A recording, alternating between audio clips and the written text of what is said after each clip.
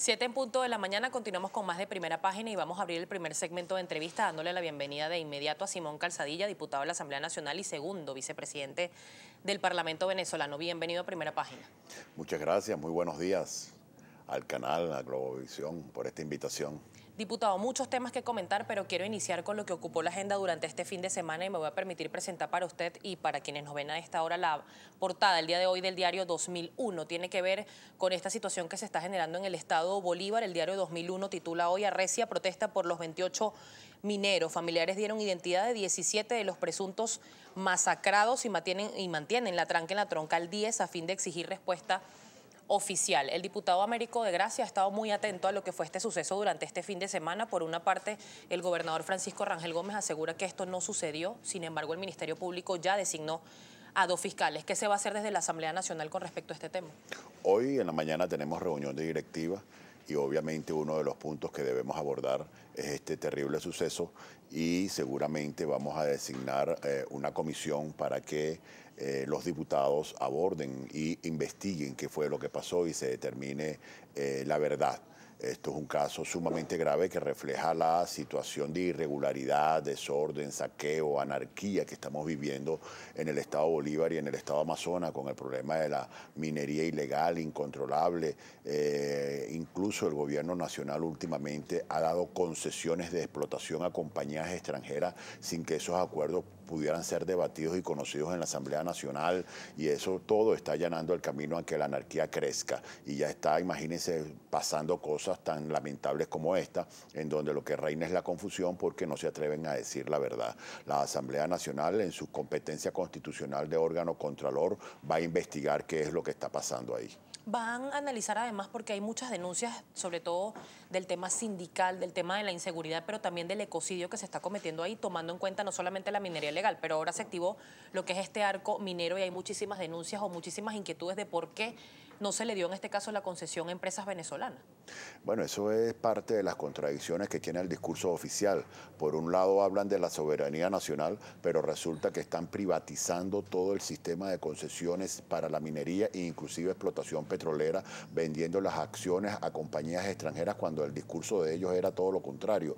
Pero lo más lamentable y lo más grave es que eso se está haciendo a espaldas del país, a espaldas de la Asamblea Nacional, que es el órgano representativo de toda la sociedad y que por mandato constitucional debe de revisar y evaluar y debatir estos convenios y estos contratos, cosa que no se está haciendo. Conocemos de la anarquía que ya se vive en estos estados, inclusive el gobernador Liborio Guarulla estuvo denunciando que el narcotráfico, el ecocidio, la minería ilegal, los grupos irregulares están convirtiendo al estado Amazonas en un caos, y lo mismo está pasando con el sur del estado Bolívar, y esto sin que el gobierno actúe, y cuando actúa pasan lo que pasó el fin de semana, que aparentemente se produjo fue una masacre, un evento de lesa humanidad y que demuestra la anarquía, la ausencia coherente de políticas públicas por parte del gobierno que puedan resolver un problema tan grave como el que tenemos en la frontera y como que tenemos en esos estados, que son de interés de Venezuela y del planeta, porque hay minerales que son demasiado importantes para las nuevas tecnologías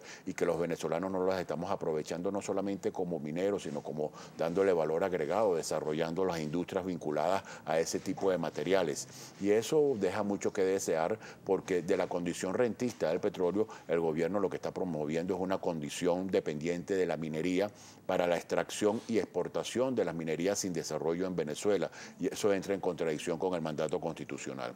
Diputado, el pasado jueves se aprobó, y pasando ya a otro tema, la Ley de Transparencia y de Acceso a la Información Pública. En la práctica, ¿en qué va a ayudar esta ley? Mira, esa es una ley que obviamente necesita mucha voluntad política. Esto es una ley que obliga a toda la administración pública y privada que se financia con recursos del Estado a publicar y a garantizar el acceso de todos los venezolanos a la información referente a la manera como se ejecuta y cómo se actúa.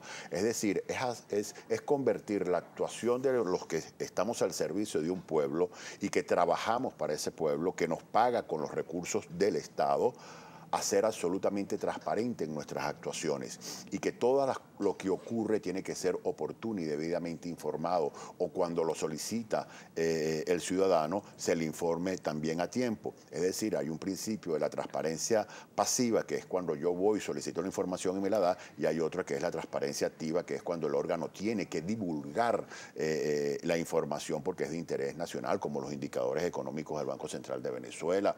Este tipo de hechos, cuando suceden, es de obligatoriedad inmediatamente informarlo. Eso no se puede ocultar, porque ahí estén involucrados funcionarios de actuaciones públicas. Y con esta ley vamos a permitir que el ciudadano se pueda convertir en contralor. Imagínate que un consejo comunal que administra recursos del Estado va a hacer una acera, va a hacer una casa, tiene que publicar previamente las características del contrato y técnica, cómo se van a hacer eso, para que los mismos vecinos puedan ser vigilantes de que las cosas se hagan bien.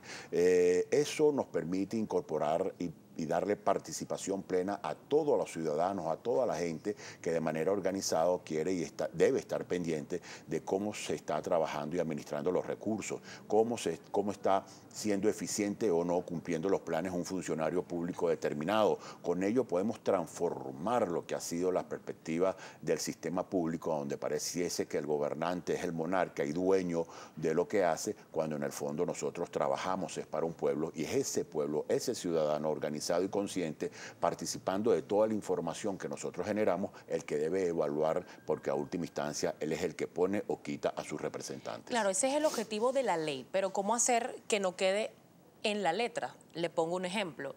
Se han citado a ministros, se han citado a representantes de los organismos públicos a la Asamblea Nacional para dar precisamente esa información y no han asistido. Por ejemplo, el Ministerio de Salud no publica los índices o las cifras, en este caso de enfermedades, por nombrar alguna como el dengue, desde noviembre de 2014. Las cifras de inseguridad tampoco se conocen. ¿Cómo hacer entonces que este mecanismo pueda garantizar el acceso a la información pública?